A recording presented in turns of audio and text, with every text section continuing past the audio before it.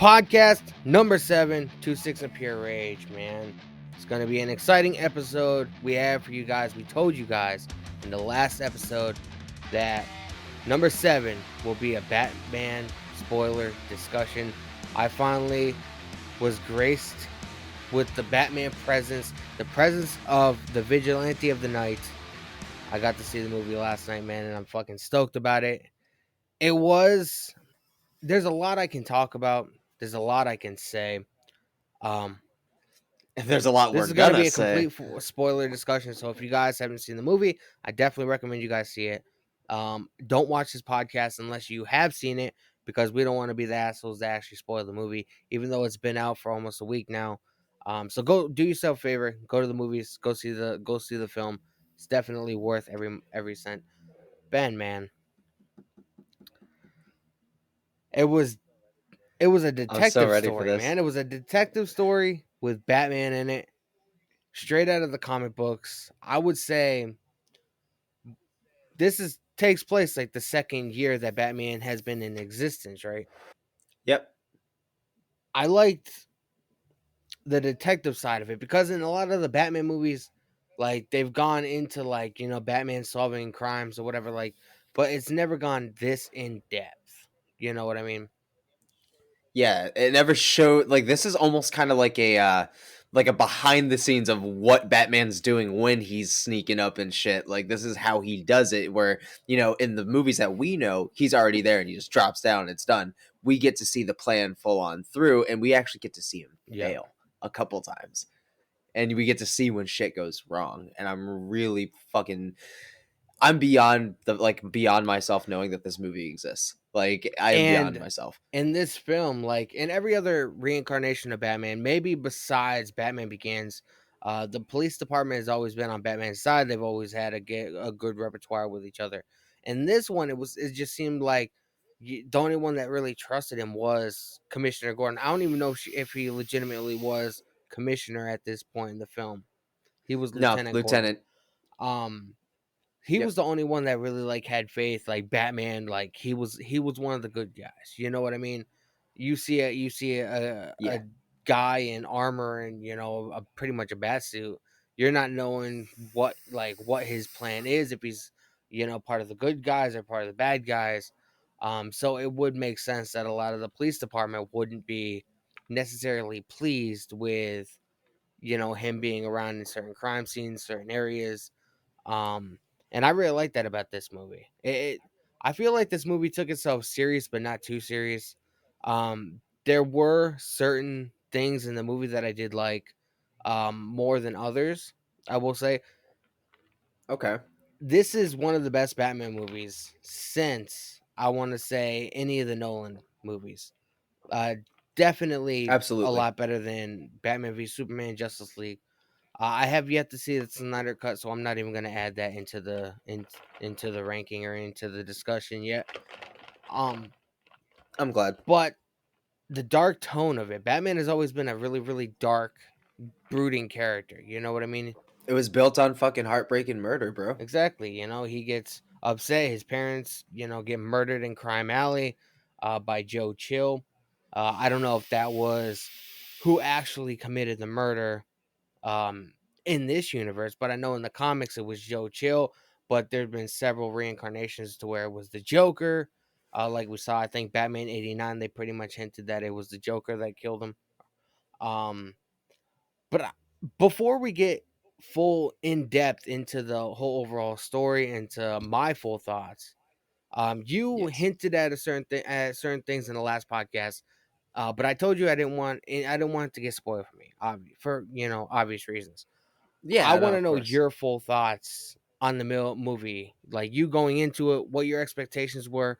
Did the film meet all of your expectations? Were there things that you didn't like about it? Is there things that you would have changed?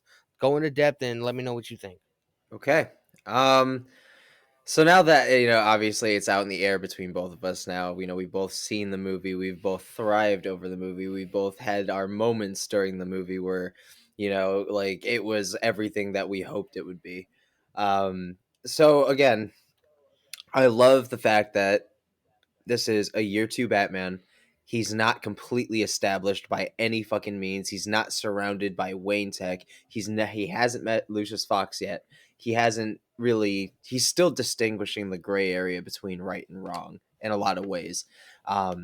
He's also has no interest in being Bruce Wayne whatsoever. He's engulfed in the mind of Batman, and I really dig that. He's not a playboy millionaire, and he's not trying to play that off by any means in this movie. He's really stuck on the message of where he's at and the trauma that's fueling him. And we're seeing a lot of his mental issues unfold in this movie. And like we also see that yeah, he doesn't kill, he doesn't want to kill, but you see a couple moments where he doesn't even want to pull his fucking punches. Like he just wants to keep Yep. fucking going, and that's not very Batman, which I love. I love seeing a very gritty, grounded, ruthless side of Batman where he right now technically he's fueled by rage. He's fueled by just hatred right now. He hates the fucking world and he's trying to fucking change it. And like he's not so interested in being a superhero. It right now it's all about vengeance, as we see in Yep. the movie, it's all about vengeance. And Yep. he it's been 2 years full of nights that he's just been on the fucking prowl. And I love that not only is it a detective movie, but we got a lot of narrating from Bruce's perspective in his journal almost. And I love the realism fact. And there's a line in the movie, and it's in the beginning where he's, scoping the subway station. There's a bunch of shots of different criminals committing crimes as they see the bat symbol, which is a symbol of Yep. fear at the same time, too. And what Yep. I love about this line is they keep the grounded realism in it. And there's a journal entry, and Bruce is like, I have to choose my targets carefully. It's a big city. I can't be everywhere all at once. So he goes where Yeah. the importance lies. And I love that. I love that, he's like he's not going to get everybody, and he's very accepting of that in the beginning, which I love that we're seeing the mind of an early Bruce Wayne and seeing the mind, a very crippled mind of a really early Bruce Wayne, and seeing him well before Yeah. he's established, seeing it's almost like a trial and error movie. It's like, and we saw shit go wrong in this movie, like from other people's hand, like in the club Yep. scene where Selena was going through the club and trying to get information out of the DA about what was going on, but then caught word of her, abducted friend and trailed completely off. I think another thing that I really loved about the grounded realism and everything was the setting that Matt Reeves also used in the film. I like that Yep. he is another director that can take the setting and location of where he filmed and make it into a character in the film, because it definitely fit the gritty, grounded, nuanced gothic feel. And Liverpool, man, like Liverpool is a fucking excellent location to shoot at for any kind of gothic feel, because you have the old school graveyards that they were riding through at the end, and the crossroads and shit. And like you Yep. have the big monuments like the church and everything. You have the fucking it just that whole movie was just god cinema. Like it was just and the involvement, and it didn't even really also just feel like a Batman film. It felt like a 50-50 Batman and Jim Gordon feel, because we got a lot of Jim Gordon's perspective too, and Yeah. I love that. Like we got a lot of split time there, but then we also got a lot of time chunks, and that's where the 3 hour runtime really helped, I feel like, because we got a lot of separation from those characters from a while, where Riddler wasn't the focus in this sole perspective. It was all Falcone and everything going on with him. And then you had the Riddler fucking storyline. Then you had the Selena Kyle storylines. Then you had Gordon's perspective, Pattinson's perspective. Um, Now you asked if there was anything I would have changed about the film. Yep. When I say change, I don't mean necessarily change. I would have added. I Okay. would have had more Alfred in the film. Like I would have had a lot Yeah, more they didn't have Alfred that. in the They film. didn't have that much. And majority of the scenes that they did together, it was like it's pretty much like Bruce fighting with him. It seemed like. Yeah, there was a lot of, and I dig that too, because right now, because Alfred doesn't want Bruce to lose, the man behind the mask. Like he doesn't want him to lose and get just die from what he's doing. Do you feel And like that was a little rushed though? Seeing as like I could understand like Alfred like thinking that way and having those kind of thoughts or whatever. But do you think they should have added that part to like a sequel, maybe when Bruce has been Batman for a couple of years and not just like the second year? No, I actually think it is a good idea that they did this very soon because they show that, it is still very new. And, obviously Alfred's going through this with Bruce, and he's raising the bar farther and farther, as time goes on. So the risk to Alfred is still very new. So he's not ready to have something like that happen that fucking quick because he already thinks by Bruce doing this, like where he understands, he thinks Bruce is out of his fucking mind. He Yeah. absolutely fucking thinks that. And I love that they have this clashing thing because they have two varying ideas about how things should go for it and how the approach should go. And where, like I stated, Bruce is very fueled on hatred and rage, where Alfred is fueled on love and care. Like that's what he's. Alfred is the shining good part of Bruce that hasn't come out yet.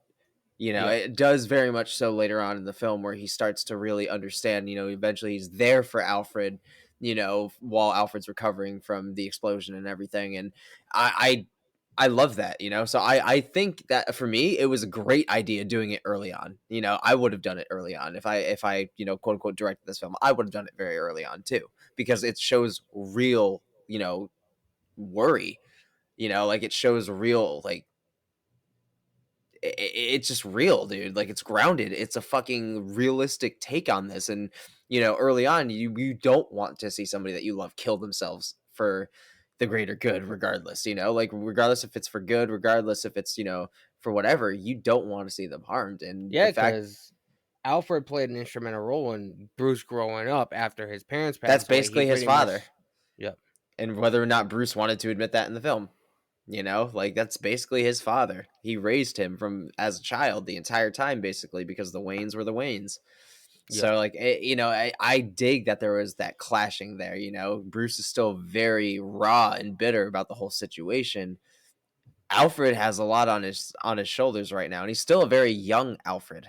Like so, I'm excited to see that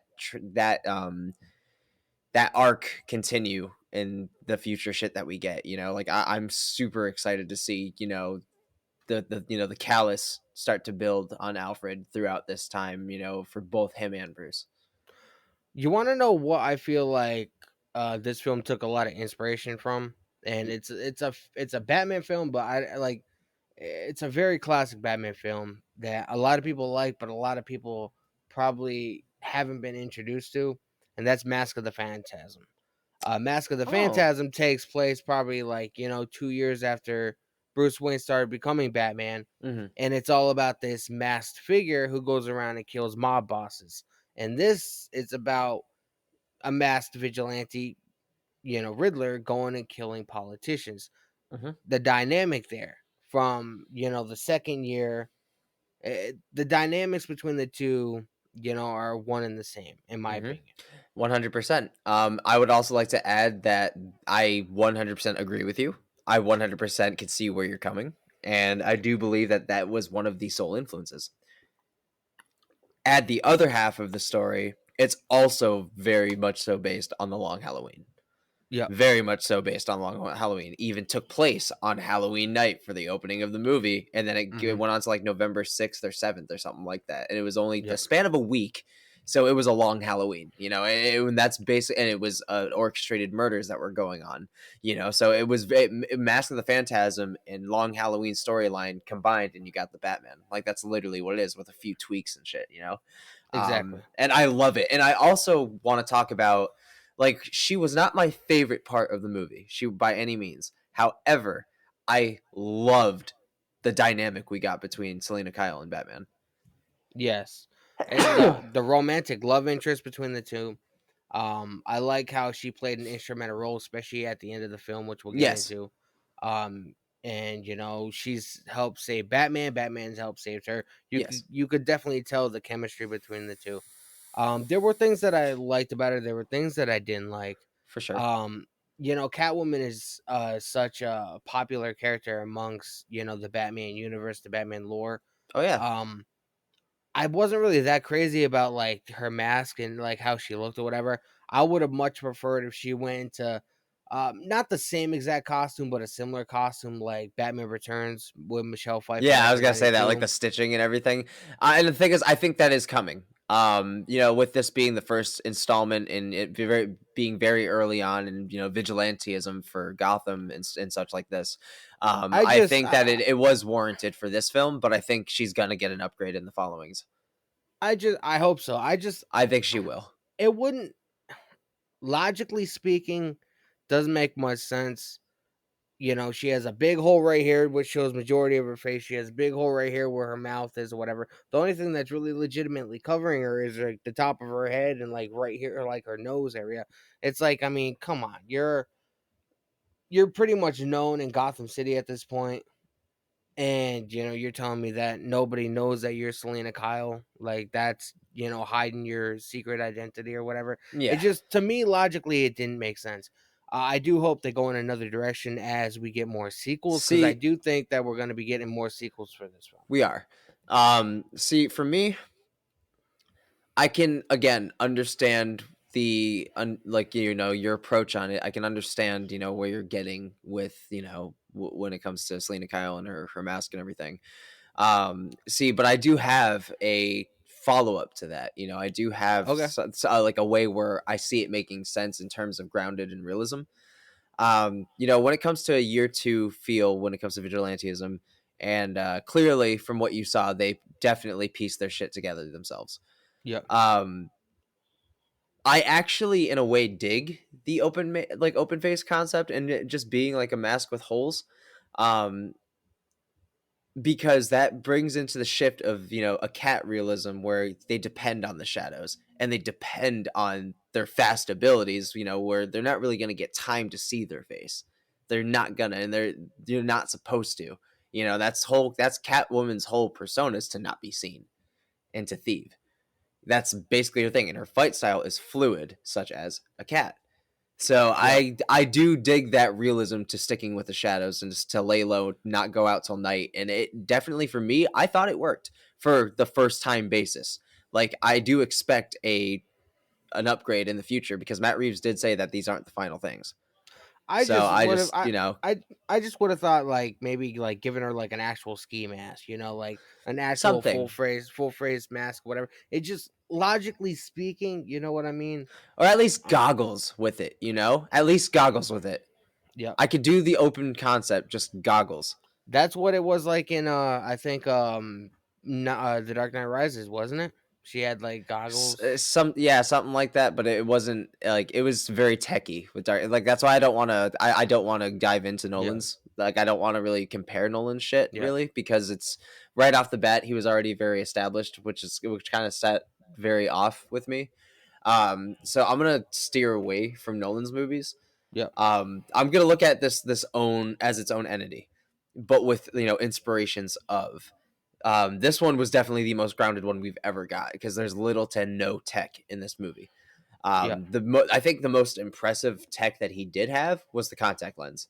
I thought that was the most impressive thing because that where it was very impressive, it didn't push it too far in the scope of like, all right, he's already too fucking techy. Like, no, that's the most tech that he has, and it doesn't do much.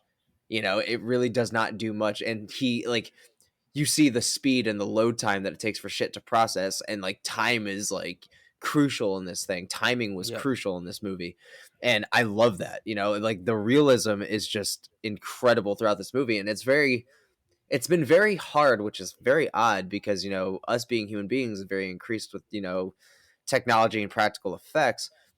For us, it's been very hard to grasp a film like this. It's been very hard for directors and filmmakers to make a gritty, grounded Batman film the way Matt Reeves has. So if there's Yeah. anybody that can make a realistic Batman film, it was him. And he killed it, like within every aspect. Like there isn't much I would have changed. Like every single thing that Batman went through, a human being could go through. Like, Yeah. yeah, they would get the shit kicked out of them, whatever, but they would be able to survive all of that. Yeah. Like, and I love, and that's what I love that Matt Reeves like hung on to was like, all right, I'm not gonna make it to the point where it's definitely look like they can't survive it. Like Batman got knocked the fuck out from that explosion and genuinely went out. Like that was a realistic approach. Batman usually gets the fuck up and he's a little groggy, but he's fine. But like, no, this dude went the fuck down. Yeah, So he like, and got I dig hurt a that. lot. All right, so moving on a little bit, let's discuss because he played a big instrumental role in this entire film. The main antagonist, the Riddler, Paul Dano. Um, Yeah, I really liked this approach. It was a lot different. I've never known a Riddler to have this kind of like, it did all kind right, of bro. remind me of like the Zodiac Killer. Give me your full thoughts on the Riddler. What you liked about him, what you would have changed, the inspirations, Paul Dano's approach. Like, just give me all of it, and then I'll relay everything back to you. I feel like he did take major inspiration in the Zodiac Killer or um Absolutely. I can't remember the name of the other serial killer from Texarkana from the town that dreaded sundown, the Phantom Killer, whatever. Yeah. I feel like he did take a lot of inspiration from those two specific um characters, Yes. and he had like a creepy factor to him. Like he would just be laughing Yes. maniacally, like he got pleasure and joy out of committing these horrible crimes. And I feel Hmm. like looking at it from my perspective, it would be really hard for me to choose another actor that could have pulled this role off as good as Paul Dano did. And I did ask you the other day, actually, we were texting back and forth, and I asked you, I was like, did you see Yeah. Prisoners? Did you like it? And was that a similar role to Paul Dano's Riddler? And you said it was similar but yet a lot different, and I do totally agree. It was different character, different everything. You know what I mean? But it was very Paul Dano, and I was like, because, dude, before we continue on the Riddler, I do want to talk about Prisoners for a second there, dude. Like I took the opportunity when you mentioned it when I was in the theater getting ready to see Batman when the previews were going Yep. on. John told me to watch fucking Prisoners as well. So I instantly hopped on the opportunity because I had mentioned the fact that you wanted me to watch it. I didn't know where to find it, but eventually I stumbled across it on Hulu. So I'm like, I got the time. So I fucking hit play, didn't stop it, could not stop fucking watching it, dude. Like everybody in that fucking movie kicked so much ass. In the story, Paul Dano, dude. There's one scene in the movie with that like Paul Dano is it was probably the most hard to watch and the most impactful part of the Yep. movie. And it was where Cuba Gooding Jr.'s wife walked into not Cuba Gooding Jr. Fucking Terrence Howard.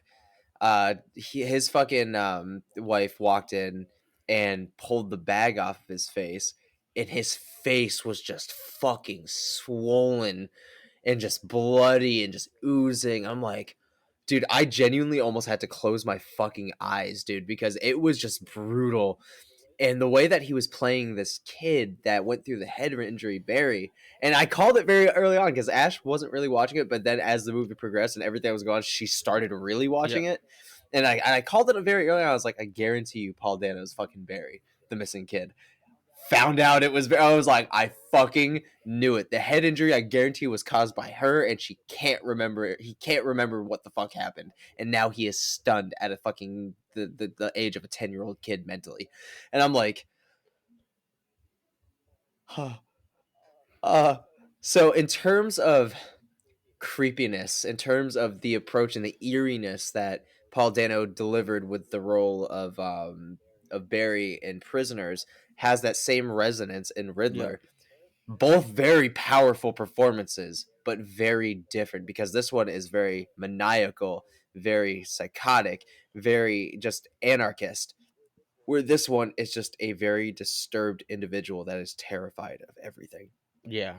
So I think in a way it's the same, but it just exhausted differently. I feel like the one But part of the it's Batman, I so feel good. like the one part of Paul Dano in the Batman that was very similar to his role in Prisoners is the one of the ending scenes when he gets captured at the diner.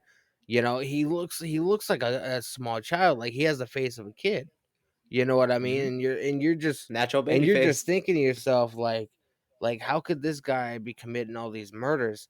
And then I think he sees Batman through the diner window and he just starts laughing about it. Like he's happy and he's really proud about all the mayhem and all the stress that he's Mhm. caused everybody. What I love about Paul Dano's Riddler, and like it's like you think that this has really been done before, but the way Paul Dano did it was just so brilliant. Um, I love the fact that the Riddler genuinely believed that he wasn't doing much wrong. Yeah. Because in a way, he was very much so cleaning up the streets, like in the worst fucking way possible. In a way that, us as, this is gonna be a very blunt and a very, honest standpoint, but he did it in a very human way, the way that we would do fueled by rage of the Yeah. system. This is realistically, I could see somebody doing the same exact fucking thing that the Riddler's doing. Realistically, I could see it. Um, and he genuinely believed that it was what the Batman was trying to accomplish in a way.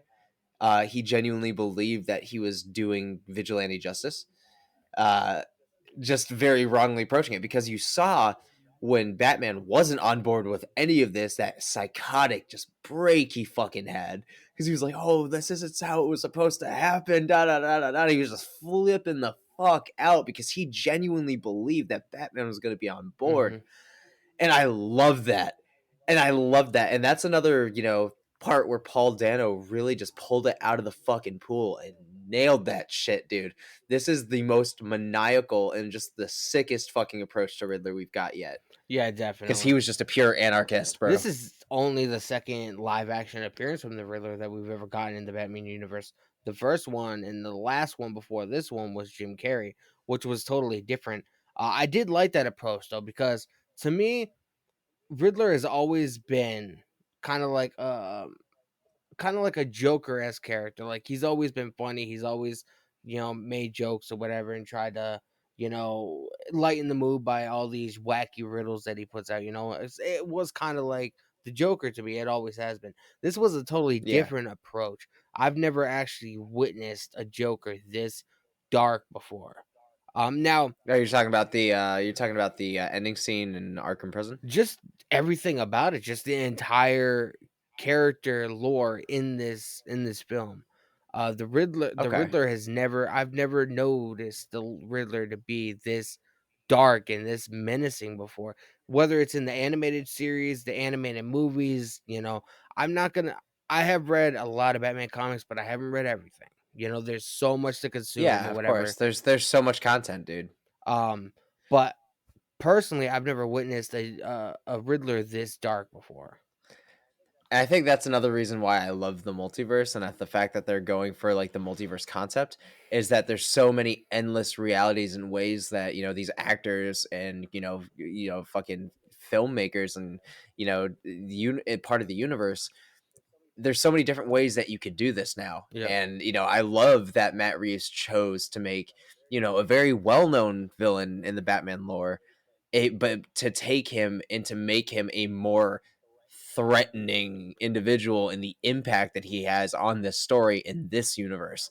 And I love that he's taking these characters and taking them up to serious places and making it fucking serious because like Matt genuinely came in with this and was like, all right, we're going to take, these characters and what they do is going to fucking matter going yeah. forward. We're pairing these characters up for a fucking specific reason. They're all going to have significance into the way the story begins and the way it's going to end. And I'm so excited for this particular universe for the Batverse because there's so much that's going to go on. Yeah. And I'm so excited for it. And I'm here for it, man, because this first film was a knock out of the fucking park for an introduction to a younger Batman. All right, let's go back to the Batman really quickly. Like the character that Robert Pattinson portrays in this film. Um, the voice, Batman. When it comes to Batman, Batman has always been known to have a very dark and a very gritty voice. Like that's just what separates Bruce Wayne the man and Batman. Um, Mhm. Do you think he should have tried different things and switched it up a little bit? I mean, I will say in this film, you don't hear Batman speak a lot. You hear him, he does speak, but not like as much as you would think he does. Do you think he should have tried to deepen, if not like physically on the mark, like going in ADR and trying to like lower his voice or whatever so it has that menacing tone to it? Or do you think we'll see that as the sequels go on? All right. So you're talking about like Robert Pattinson's specific performance on the Batman, how I felt about it, what I would have Like added, l- taken l- apart, just like dissecting it. like Batman's voice. Oh, just the Batman is voice. always known for this dark, brooding, menacing voice. You know what I mean? Um, No, 100%. I got what you mean.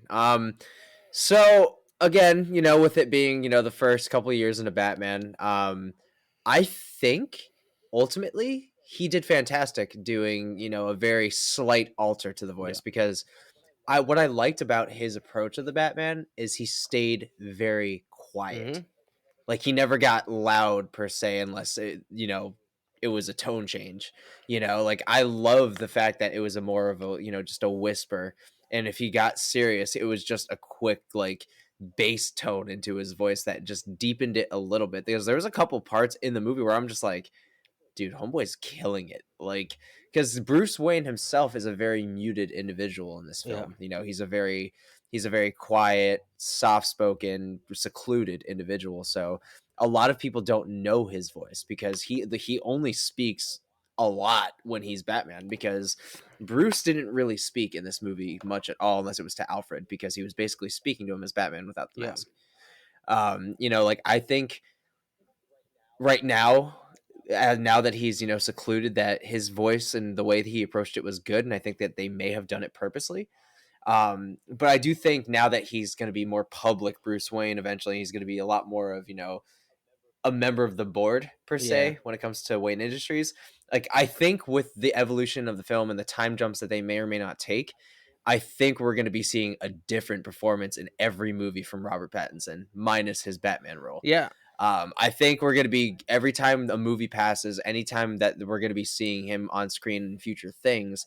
I think there's going to be a bar that's raised for him in terms of his performances. So I think, yeah, when he gets the future gadgets and everything, there is going to be changes to his voice, his look. I think if I'm going to call this right now, by the end of this trilogy, he will have a more classic looking bat suit and he will be the first Batman to have the white eyes.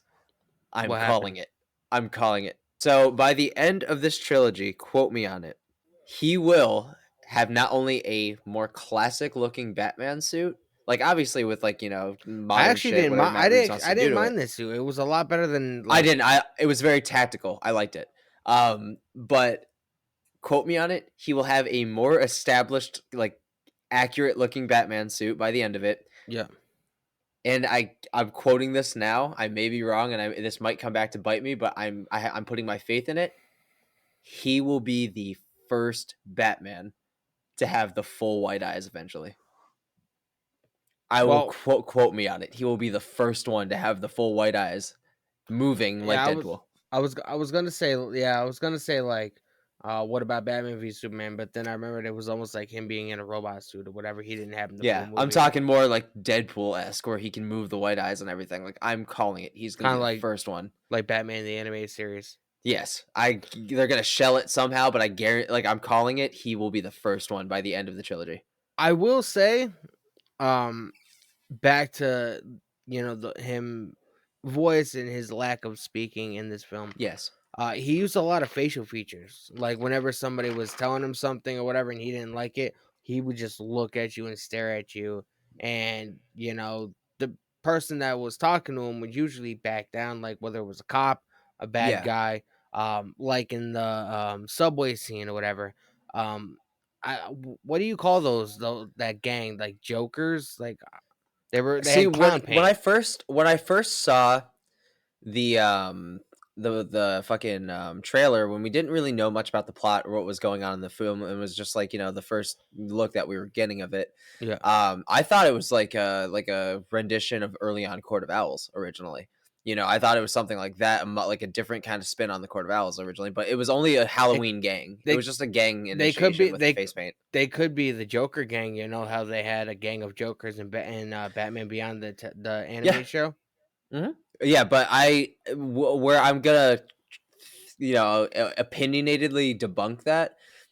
I think it was just a gang that was just fucking painted up for Halloween and shit because it Yeah. was Halloween night and everything. Um, what I loved about his expressional acting was whenever he got annoyed by something, like if he was like, in the subway scene when he was beating the shit out of everybody, he was very calm and collected. But he got, I think, cheap shotted at one point, and he shocked a dude, and he just brought him up to the pole and just nailed him up there, and he looked angry as fuck, just staring at him, and then just dropped him. Like I loved everything about his facial acting. Another thing is like when the cops and shit were like talking at him, saying just a bunch of fucked up shit in his presence, like he just kind of put his head down and just kind of Yep. stared off because he was genuinely hurt by it. And he was trying to again grow the callus and the rough skin to kind of just deflect that, but you could tell it was bothering him. And I loved that. And I love Yeah. it. Those small little subtleties in facial acting are so crucial, and he knocked it out of the park. Yeah, I definitely think so. Um, I did like one part of the subway scene is the kid that had like the half face paint and then you could see like the Yeah, other he was half in is Titans. he didn't seem like he wanted to Be a part of be it. a part of the mayhem, the chaos. Yeah, he Um, didn't want that. and Clearly. I love how he just looked at Batman and he was so frightened he just ran away. You know what I mean? I feel like that was a very powerful scene, and seeing as that was the subway scene was the first time we actually see Batman. Saw Batman. Yeah. And it's funny that you say that because he's like, oh, he was so scared that he ran away. I was like, dude, if I saw what I believed at the time to be the hardest motherfuckers just get single handedly beat the shit out of in front of me by a dude in a bat suit, I would run the fuck away before the last dude even dropped. I wouldn't sit there to get a good look at him. I'd fucking bounce, Yeah, bro. But but yeah, it was fantastic, and seeing him in that subway scene for the first time in the film was we just see fantastic. him come out of the shadows. You see his boots or whatever, and it's like the camera pans up, and you finally see the Batman. You finally see him in the Yeah, dude. suit, and I feel like that set the tone for the entire movie. And then after that scene, we transition into the mayor's home or the politician's home that gets killed by the Riddler. Uh, Lieutenant Gordon invites Batman there, and And the police are not fucking the having police are it. not happy that he's being involved. Like I said earlier in the podcast, they don't really trust him. They don't know what this dude is all about. They see a grown man with a bat suit. They think he's gonna go out, go ape shit, go AWOL. Did you notice something as well? Because it involves the scene that you're talking about. There's a scene where everybody, obviously all the cops want him out of the room and everything, and away from the crime scene. Notice that he's walking around the entire like premise of the place, and he's looking around and he's finding things, and he's got analysts and everything following him, and then they like look at him and then they see it, so they take a picture of it, so they don't want him credited for finding it. Yeah, Like I love that they don't trust him enough, so they're like, all right, you found it, but thanks, click. I was like, wow, they're really trying to piss off the audience. I love this and because I was pissed, bro. that scene of them when discovering the body, whatever. He has like a plastic bag over his Yes, face with it's like duct question tape. Yeah. marks, and that's when Batman discovers the first riddle. hmm How impactful do you think that was? Leading into more of the story as we further along into the film. What I loved about that concept and him leaving all of those cards for him and leaving the riddles on him is because it's another influence of another serial killer. You ever heard of the term the postcard killings? I have not. It was a strain of murders that happened, I think, in like the snowy mountains and everything, and there were like postcards everywhere signifying murders. And it was fucking. There was something of the line like that. Jeffrey Dean Morgan actually did a movie recently while he was filming The Walking Dead and everything about the postcard Yeah. killings, and he was like the detective trying to like solve the murders of what happened, who did it, whatever, and he was just getting all these random postcards, and that was his evidence, and it was awesome. And that was basically what it reminded me of. It was very resonating to that particular serial killer. But um, I think it was a brilliant way to further the story because gave just enough away to kind of give him time to solve everything, but it gave him time to fail too. Because a lot of people died, Yeah. man. A lot of people fucking died. Important people fucking died. Like, mind you, yeah, they were all on the Riddler's radar and they were all super fucking corrupt, but a lot of people died. An established Batman, not maybe one, but not even one would have died. Yeah. A lot of people died in this movie, dude, and I love that. As fucked up as that sounds, I love to see that Batman finally fucking failed. It's not just, oh, what happens if this building fucking explodes? Oh, shitty, but tomorrow's another day. No, every single death had significance and consequences, and I loved that about this movie. So, um, to co-align those with the murders, I thought was super, super fucking well done. Yeah. And I thought, that helped further the story because you kind of got to see what was next, and that was exciting for us as an audience because in a way we were following Batman and Gordon around, and we kind of felt like we were a part of this investigation. Like it was a very interactive film. Yeah. It's like every time you saw one of the riddles or whatever, it's like, you as an audience member was sitting there like trying to see if you were smart enough to figure it out. You know what I mean? It It's like, almost oh puts you shit, what's it next? almost puts you in the mind of not only the Riddler but Batman as well, being like, can you act like a detective yourself and try to figure this out? Maybe you can figure something out that Batman can't. You know what I mean? It's cool. Like I said, it's a super interactive film, and I loved that. It literally connected with its audience, and that was so fucking awesome. Let's Um, discuss the guy that blew up. He had the bomb around his neck or whatever. the Because DA, Batman ends up showing up, and Batman is trying to give him the answers to the riddle. And I yes, believe it's the last one that he didn't have time to answer. He ends up blowing up. Batman runs out. yep. That was a very intense scene, man. Yeah, that's a scene where he got literally knocked the fuck out. He got fucking blown the fuck back from that shit, and oh my god, dude! Like just the choices that they made and the way that they approach these murders. They not only did some nice little nod offs to Heath Ledger's fucking public speaking through the fucking like social like what was 2008 social media and just putting it all over the news and Yeah. shit.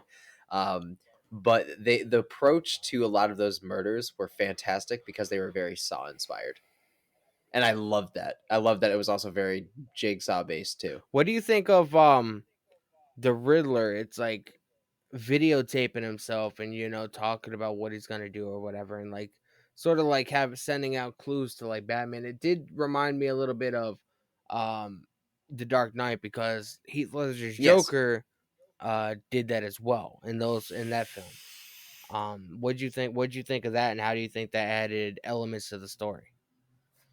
Um, See, I love that, again, we live in a time of social media, and I love that, we're using the modernization of using that in films You have to now. remember though, Uh, like you said, this film takes place in 2001. There was no social media back then. it unfortunately it did not take place in 2001 because I was looking, there was phones fucking everywhere, and I'm like, yeah, this was definitely not 2002. Like I thought it was, but no, it's not. Because I also realized that at the end of the film where it showed fucking Selena Kyle's mom's death date and it said 2004 and she was only like 7 years old, I'm like, all right, so this is modern Yeah, times apparently. So I was thinking, I loved that it felt as if they were giving it a nice little nod off to Heath Ledger. Like they kind of gave it a nice, little Easter egg in the Batman whole universe, in terms of Nolan's films and everything like that. I think it's a brilliant way to, spread a sinister message. I think anything that has any kind of broad audience is a great way to promote necessary violence, I guess. Because everybody is gonna see it. If it's on social media, it's gonna blow up for good or worse. And if it's as grotesque as something that the Riddler's doing, everybody and their mother is gonna see it yeah, because of their curiosity alone. So now with that, it also makes the crime the accomplice to the crime in a way too. So it kind of puts you in a very helpless situation. So it's like everybody's the bad guy. So yeah. I think that's a brilliant fucking thing that they did. Yeah, I thought it was brilliantly done. I liked how, like it was very minuscule editing in those like little clips or whatever. It looked like they were shot on a Yes. cell phone or whatever, and like there was a lot of film grain to it. Like, they didn't want it to seem like it was, really, really polished or whatever. Um and I guess like that aspect of it, like just like seeing like the little like cell phone videos that the Riddler made, it felt like it put you into the story for a second. Like you were actually Mhm. like you were there. One of his You were one viewers. of the viewers. You were watching and seeing like what this guy is doing and all the harm that he's, all the mayhem that he's committing. And dude, like I said, it was such an interactive movie, and that's what I love about detective-based movies is you're there for the whole ride, and it feels like you're helping unravel this situation. And it's fun to make early calls in the movie, be like, all right, this, putting the puzzles together, and you're just like, all right, so this whole thing can make this outcome, and there's a million different ways this can end, and you might be right. And I love that. I love detective movies. So the fact that we got to see Batman as the world's greatest detective for once and not just this brute that beats the living shit out of people and sends them to fucking jail. And that's not just the typical dude that we see that knocks the fucking teeth out of people and just like, all right, now talk. Yeah, Like it's like I love that it was a very inexperienced Batman film. And it was more of towards like, all right, how are we gonna solve this rather than, option B and fucking going guns blazing. I love that. yeah. And I love how when after Batman gets knocked out, you see like a bunch of like the cops or whatever. It's one of They my were favorite trying scenes of the movie, so I'm excited. they were trying to make sure that he was okay or whatever, and it did seem like towards like the end of that specific scene they were gonna take the cowl off to see if see Yup. who Batman is, and he wakes up last split Yup. second and he just starts freaking out or whatever, and Clowns the Lieutenant, fucking captain in front of everybody. yeah, That shit I was feel hilarious. I've I mean you I guess in a way, now it hasn't happened a lot, but I guess in a way, especially when it's a Batman film, because the entire story is set around like who is this guy? Why Yeah. is he doing this? What does What he is owe the driving city? him? What does What he does owe he the owe to the city that he's city? literally giving his life for it every single night? Exactly. And I guess you do kind of have That to have curiosity. scenes. You have to have scenes, you have to have that curiosity to see like who is this guy? Who's There's the guy behind the mask? And that's gonna be a question that's gonna be continuously simmering the entire trilogy because I that's I think something that I will mention about the Nolan movies that I loved is that at the end we still got the satisfaction of giving Gordon the information of who he was. And I Yeah. love that as he's flying away, he knew exactly who the fuck Batman was. And that's like that That was was such a powerful. that was a like that made me in the theater genuinely cry. That made me tear up because I'm like, dude, that's how you know it's the end. Everybody knows now. And then, the iconic ending scene where fucking Joe Gordon Levitt's walking on the platform and it just rises out of nowhere. I'm like, it was a monumental ending. And then the Joseph Gordon-Levitt endings. was supposed to be Oh, was supposed to be Robin. hmm and then fucking that ending scene where Alfred's at the fucking the Restaurant. restaurant and he nods over and you see Bruce Wayne nod back and they say nothing and then Alfred just goes on his way. I'm like, dude, this is fucking incredible. And Now wasn't it Selena Kyle that he yes, was on a date with? yes, they ended up leaving together and they put their life of vigilantism behind them and they closed the book on Batman and Catwoman.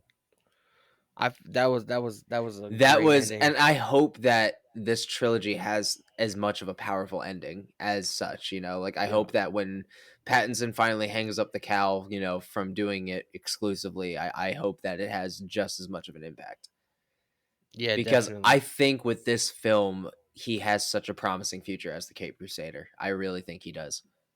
Yeah. But after that scene, Batman goes crazy. He finally wakes up or whatever. Everybody trying to make sure that he's okay, but they want to see if he really is okay. They try and take his Yeah. mask off or whatever. We see Lieutenant Gordon take him into like one of the interrogation rooms, and he's telling all his officers like, "Let me take care of it. Let me take care of it. I'll talk to him." And just to let Um, him go. just to let him go, he allows Batman to get a punch in He's that like, way. punch me. That way, it seems like he didn't allow, because obviously it's his Yeah, job. he's You know got to what I he's got mean? to put on a show in order to make it look like he escaped. And Exactly. I love the fact that like he gets up to the fucking bat signal And he's like, "Man, you could have pulled your punch." And he just comes up, he's like, "I did." I'm like, "Oh Jesus, that's fucking awesome!" And the slight comedy that we got in the whole movie was actually genuinely fun because Yeah. it was a serious movie. And with all serious movies, it has to have some kind of light standpoint just for the relief of it because it could very Batman's always water been much. like that though. But I love that we got the slight comedy of like the whole rule of thumb. And he was like, "Use this," and he was just so serious about it. He just kind of like wasn't even like making eye contact. He was just kind of like looking away. I'm like, dude, this is fucking gold. Like that alone is just fucking hilarious because it's so little nonchalant, but it adds that light element to it where it's serious but it's funny. Yeah. But yeah, no, Yeah, I enjoyed that scene a lot. I like the scene where obviously after that you see Batman running down the corridor or whatever, and then he, has the bat grapple gun or whatever you want to call it, and the officers, I will say, the Gotham City Police Department, they have shitty aim. Oh, Because if 100%. if they can't shoot this man, like they need to go have some practice or whatever, because they'll accomplish nothing when See, it comes to the crime. well, you also have to remember that vigilantism is also very new in their world, and then Yeah. seeing some grown ass man in a bat suit use a fucking grappling gun, and he's literally getting whisked in the air holding onto this gun. I feel like realistically, that's a lot for these guys to process right now. They didn't sign up for this shit. Nobody did. They're just like, what the fuck is going on? So they're shooting aimlessly, not trying to shoot everybody else at the same time, and they're just like, this is gonna do absolutely nothing. Like they're just like, we've seen what this guy can fucking do, and we're shooting at him, but we're still trying to process that this is a grown ass man right now in a bat suit using a fucking grappling gun. Nobody expects that. Nobody is like, oh, I'm gonna go to work today, put on my goddamn uniform, and shoot a Batman. Nobody thinks that, so I can understand why that they have shitty aim. I can get it. It's a lot to process. Yeah. But I love the humor and the chemistry or whatever between Lieutenant Gordon and Batman. Yes, I do feel like they're gonna have their friendship is gonna develop over the next couple projects. I think it's going to be Um, questioned at some point too. I think they're in the standpoint for it to get questioned. I think they're going to have some butting heads to do as well. Batman and commission well in the comics and stuff like that. Majority of the time he is the commissioner, but Gordon and Batman, they have a respect factor between the two. They respect each other, they love each other. You can definitely tell, when they're on screen together. Yeah. But just like, a father and a son, they do butt heads. And I do feel like not only does Batman or Bruce Wayne look up to Alfred as a father figure, I feel like Batman, the vigilante, in a way looks up to Gordon as somewhat of a father figure or whatever. Yep. Um, yeah, as you know, a lot of the times in the Batman universe, Batman does put his life on the line or whatever whenever Gordon seems to be in trouble. Um, so I feel like they do have a respect factor between the two. The camaraderie between the two, I feel like is going to develop over the next couple of films. Um, I think it was fucking great, man. I think it was great. Yeah, the fucking whole movie and its like whole entity. When I found out that, Matt Reeves was taking on this entire project over from Ben Affleck, um obviously I've seen War for the Planet of the Apes and all that stuff, and I thought it was a fantastic movie for what Yeah, it see, I was. haven't. I'm familiar with Andy him Serkis because was I the leader he of that made movie. he made I believe Cloverfield. Yes. I'm familiar with that movie, but outside of that, and obviously now this, I'm not familiar with Matt Reeves. Neither was I really, other than those said movies. So I was unsure, but I knew that there was, something special about it. Especially when he said, like, I want to go for a younger Bruce Wayne. I want to, do a Yep. darker, grounded, grittier film, more realism. I was like, okay, I can stand by that. But, in today's times with, how much people think that, special effects goes into movies to make them good, I was very worried at the same time too, reasonably so, with all the product that we've seen coming out. Yep. But Matt Reeves genuinely just changed the whole fucking scope of things. He really found a way to take a comic book movie and film it almost like we're filming it like we're almost reading a comic book movie straight off the panels. Yeah. And he was able to make it a realistic, gritty, dark, grounded movie with some kind of hope and light at the end of the tunnel. And he was able to tell that in a very loving, tragic, um, redemption, I guess, and just very amazingly put together way. Like I've never seen a Batman or ever foreseen a Batman movie of this scope ever existing and being able to be as executed as well and as flawless as this one was. So I think it was absolutely a 100% for me. When you really think about it though, like the entire Batman history is somewhat of a redemption story, It because is.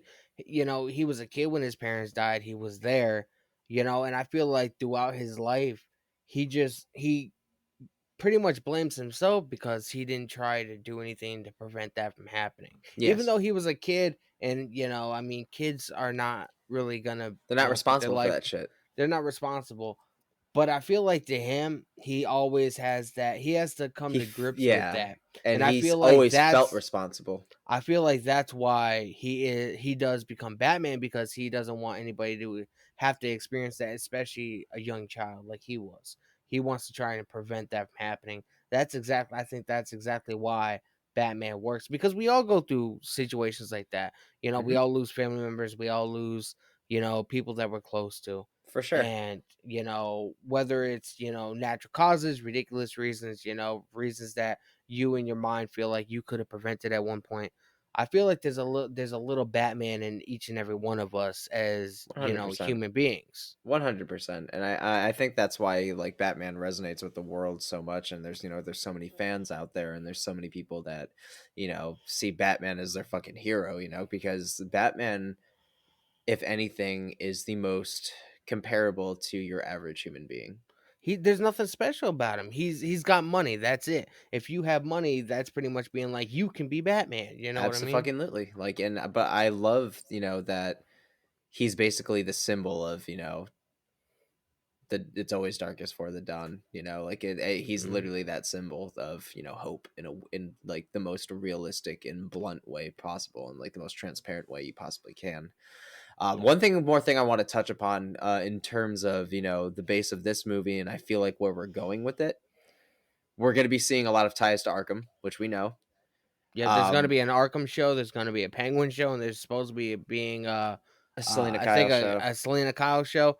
I think the original concept for the Arkham show was supposed to be like a Lieutenant Gordon show, but they Yeah. decided to change it and tweak it up a little bit to make it an Arkham show. That's gonna be really awesome, because I feel like every episode is gonna be a different arc of Yes. each villain and each member of the Rogues Gallery, a part of the Mhm. whole Batman lore. I think that's gonna be awesome. It's gonna bring witness to villains that maybe we haven't seen in any kind of Yeah. aspect outside of the comic books. I think that's a brilliant idea.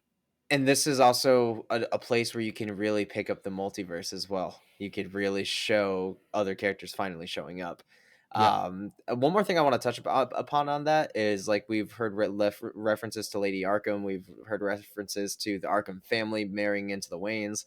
yeah. Um, so it makes me wonder if we're going to finally see Vicky Vale, and we're going to see, the whole Lady Arkham storyline, if we're going to be seeing, a bunch of ties with that. So I'm really excited for the future. There's so many ways we can do this.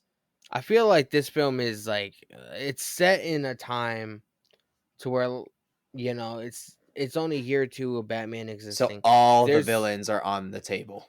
There's All of them. so much you can do with it, and this isn't the first time we've really had that. Batman Begins was pretty much the entire origin story, him going to Thailand, him, training and getting all this training or whatever, Yep. because he knew this is the path that he wanted to take in life. I do love that this is the second year and they pretty much bypassed that. I do feel like it would have brought more realism to this, even though this film, I don't really necessarily say it's as real or as set in a reality base than the Nolan verse. I do wish that they would add some elements of uh not even like him like training in Thailand Yeah. or anything like that, but just like him like maybe like Figuring out he how he became so, like, kind of like in combat savvy.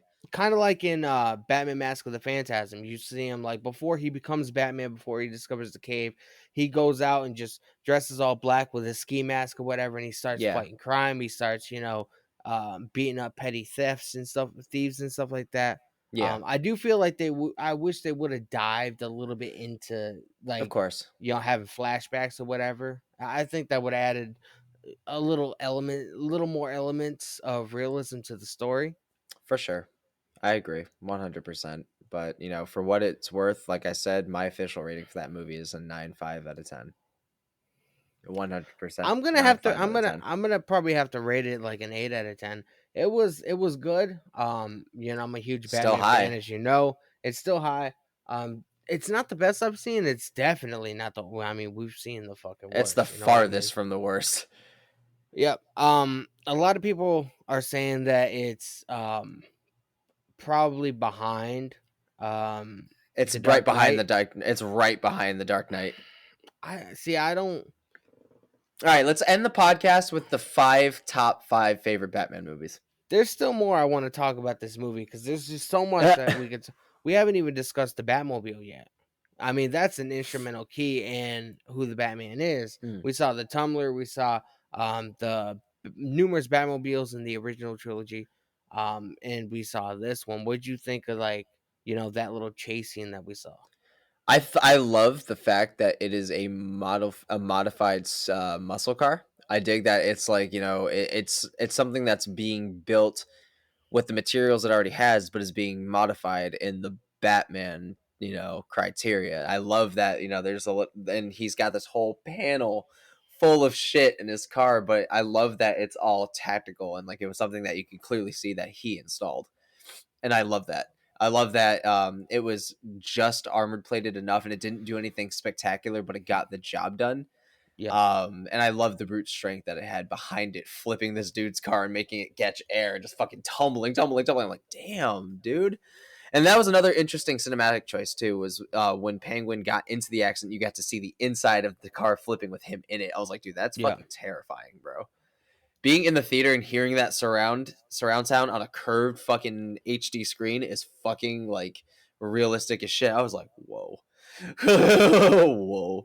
I believe Colin Farrell is the one that played the Penguin. He did. How do you think he portrayed the character? The last time we saw the Penguin in a live action setting was Danny DeVito, who I think at that time, 92, he fucking killed it. And now Colin Farrell absolutely fucking killed it because there's so many different ways you could play this, and he played Yeah. it in the most realistic fucking way you possibly could, but still got the Penguin across. They had the Iceberg Lounge, which didn't become a thing until Batman the And Animated I Series. love as well how they're playing off the whole he wants some kind of importance in the crime world. Like he wants a leadership thing like Falcone. And I love that they're showing the jealousy and the envy there, like in the Yeah. classic stories. Like he wants to be this threatening force, and I love that he went for it. And so he was one that killed Falcone, right? He shot him down in the movie. I believe so. Yeah, I think he shot him down in the movie. He shot him the fuck down because they were just bickering back and forth when he got arrested.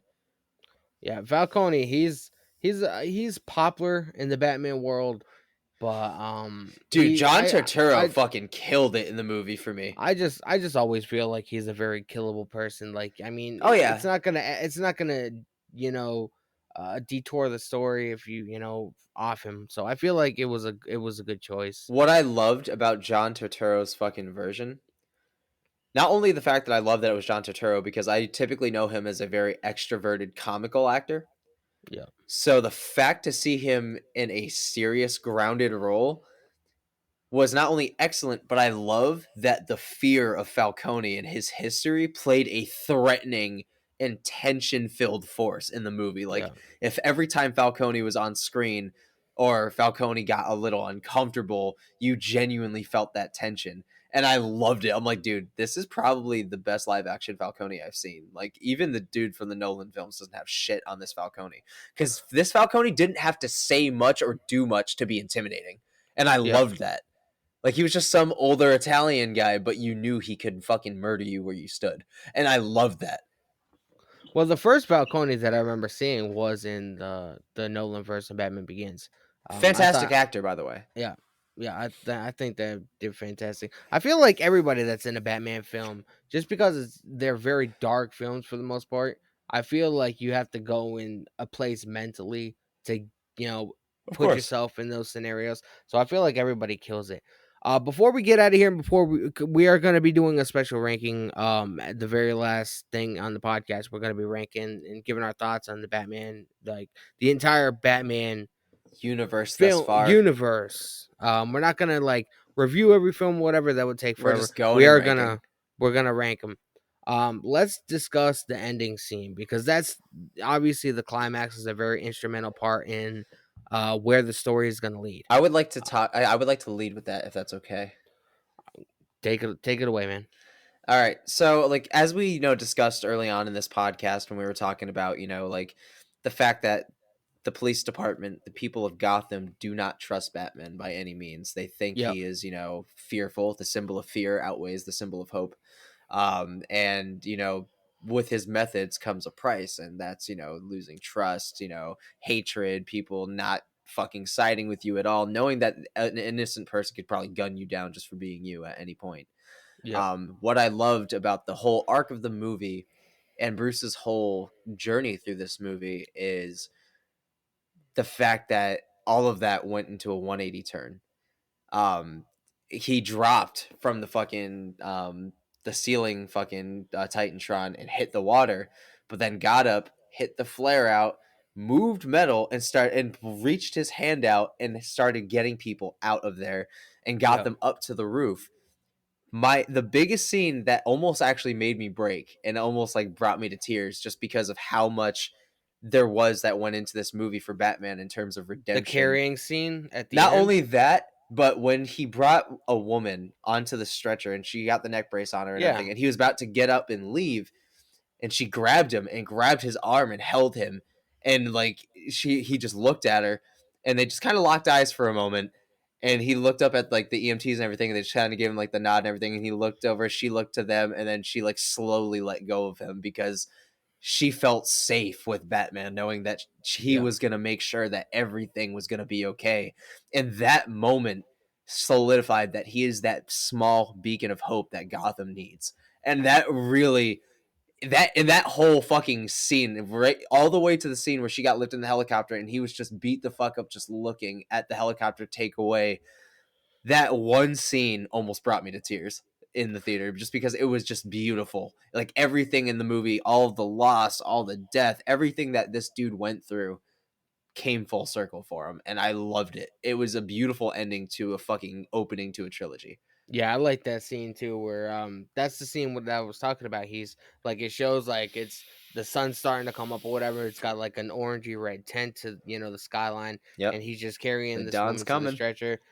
Very very powerful and very impactful. I do. What really tripped me out was after Riddler got taken into custody or whatever. Yeah. It seemed like he had an entire army of Riddlers, and you find out towards the end of the Yes. film, the woman that was at the podium, I believe she's like the mayor's son, she Yeah. gets shot. She gets shot from the rafters by Yeah. one of the Riddlers.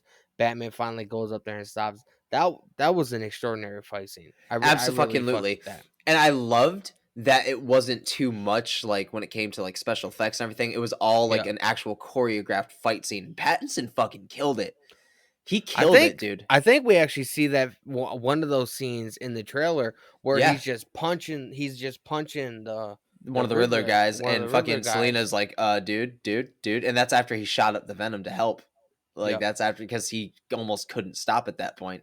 And I loved that like there wasn't a lot of serious fight scenes with Batman, but Yep. every time there was one, it was fucking incredible. It had meaning to Like, it. yeah, because it wasn't just like, oh, here he is, he's throwing fights again, he's throwing punches. And what I loved is that Pattinson, compared to Bale, was not stiff with the fight scenes at all. He was very fluid in his Yeah. moves, and that was 100% Pattinson. That wasn't a stunt double. Like he actually went and did the choreographed fight scenes with a whole stunt crew and everything to do the movie, and it was fucking incredible. Yeah. So Um I just loved every fight scene that was in it because there wasn't a lot of it. It was a treat. yeah, very impactful. We find out all the Riddler guys get taken into police custody. Yep. Batman starts helping a lot of the civilians along with the police. So it just seems like It's a the whole police unity are of the people. are starting to trust and know what this guy's all about. And what I Um, love is that this was like the defining moment for them was the yeah, Batman is the reason that they didn't lose everything, and that is why they're like, all right, maybe we should. yeah. And the end of the movie is pretty much Selena Kyle saying she's gonna go out of town. She wants Batman to go with her, and then it just shows them riding off. How do you think that scene sets up the sequel? Do you think it's a cliffhanger, or do you think it sets up the sequel very nicely? I think it sets up a sequel very nicely. I think it's also a nice splash of a cliffhanger. I'm gonna explain that scene in the way that that I saw it and how I felt about it. Okay. So when they were riding off, and obviously they were having their moment where Batman was genuinely thinking that he might genuinely go with her, and I was thinking to myself, I'm like, obviously he's not gonna, but I'm curious to, I'll bite, I'll bite, I'll fucking watch this through. Yeah. What I loved about that scene is that they rode with each other like shoulder to shoulder that entire time until they got to Yeah. the crossroads. And what solidified Batman as Batman, because right there he could have just hung it up and he could have just left. Nobody Yeah. would have blamed him. Alfred would have been happy as fuck because Alfred would have fucking bounced too. He'd be like, all right, not my problem anymore.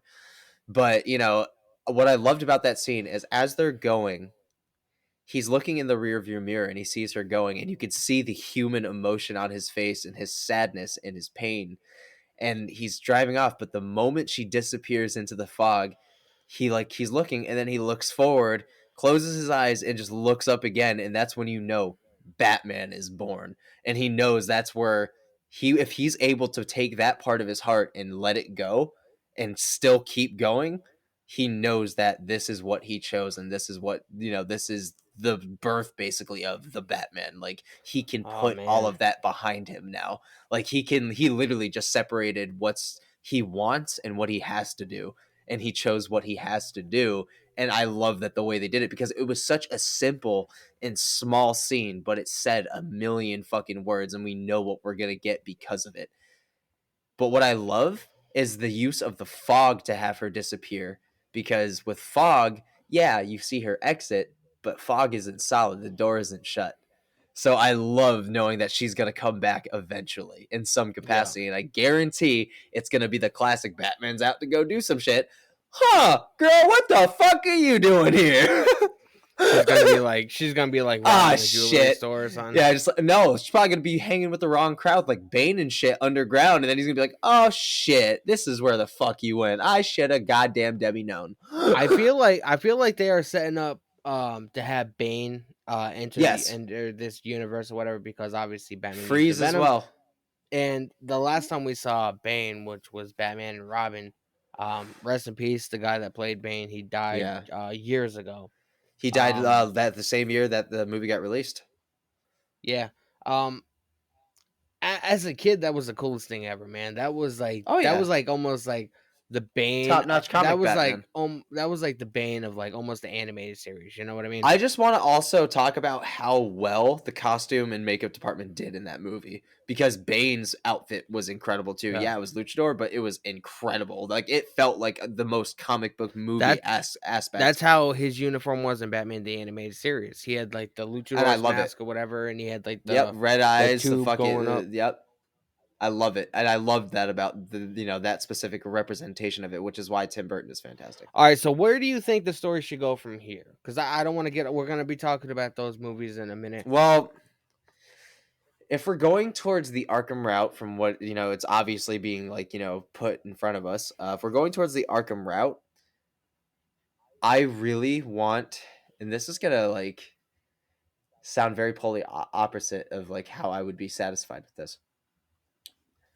I want to go more of a Bruce Wayne route on this one, Yeah, and I want him to go into Arkham like the Telltale games and do some undercover work. that I would want be to see a lot awesome. of Bruce Wayne fucking Arkham breaking, and eventually at the end, I want to see the Riddler again with fucking Joker, fucking everybody right there, and that's like his next challenge is everybody in Arkham. Like I want an Arkham Asylum movie. I Like I wouldn't. want an Arkham fucking Asylum movie, fam. I wouldn't do that as a second film. I would wait. No, the build up to it. the build up to it for the trilogy. Like the final film would be an Arkham Has Asylum it already been movie. stated whether this is going to be a franchise or a trilogy? Is it only going to be three, or is Matt Reeves going to be going further than just doing three movies? He's doing 3 movies. I think it's gonna be his own Batverse. Like, he has no intentions on doing, like, a multiverse aspect. He has everything on doing a Batverse. Like, Yeah, he wants to do villain focusing. He wants to do the movies. He wants to do shows. Because like fucking, James Gunn, he's also gonna be directing the fucking shows too, I believe. yeah. So I think it's gonna be another universe of its own, kinda like James Gunn is doing with Peacemaker and the Suicide Squad. All right, man. Well, we discussed the Batman. Overall, you said what 9.5 out of 10. 9.5 out of 10. I said it was a 8 out of 10. It was definitely a solid movie. There's some things I would change, but overall, I really enjoyed it. I had a good time And with it's it. got incredible fucking rewatch value, so I'm Exactly. stoked to rewatch it. I believe in 45 days it'll be coming out to HBO Max. April 19th. If anybody wants to grab that, it's definitely. I'm a Blu-ray collector. I don't know if you guys will see over here, but it's definitely a film that I'll be getting on Blu-ray when it comes out, especially Abso-fucking-lutely, for the man. special features, man. Absolutely. All the deleted scenes, the I gag hope reels, fucking all that making ofs. I'm gonna put this out in the universe because I hope it comes true, man. If somebody affiliated with the marketing for this film or anything like that, I hope they have a legitimate documentary for this film, like The making of. with a lot of behind the scenes stuff, how they did So, certain things.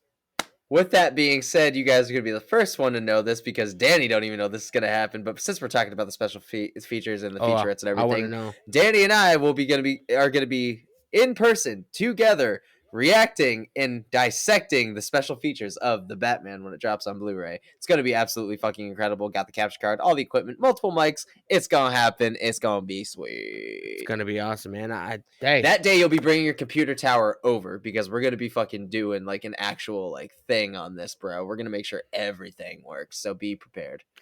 I'm looking forward to it, man. This is you guys are getting exclusive. I didn't even know that we were gonna be doing this, but you know what? Anything for the fucking content, man.